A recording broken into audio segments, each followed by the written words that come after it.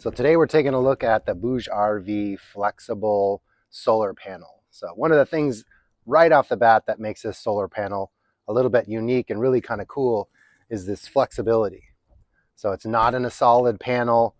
You just have this option to have a nice flexible solar panel. So thank you to the company for sending us this solar panel. It's very durable. One of the ways they talk about installing it is putting it on your car or RV. You can actually adhere it. You could either use some rope or some tie downs to fix it somewhere.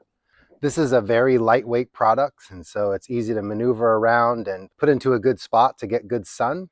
The nice thing also is the packability of this. Since it's so thin, you can pretty much pack it in tight spaces. So it fits really well, packs really easy. They have different panels that come in different wattages. This is the 100-watt panel, and it seems to provide an efficient amount of power for my system.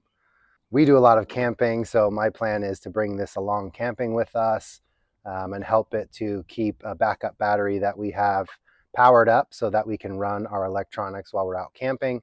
Again, I'm excited about the packability of this because it is so thin. I feel like I can just kind of stick it in some small spaces.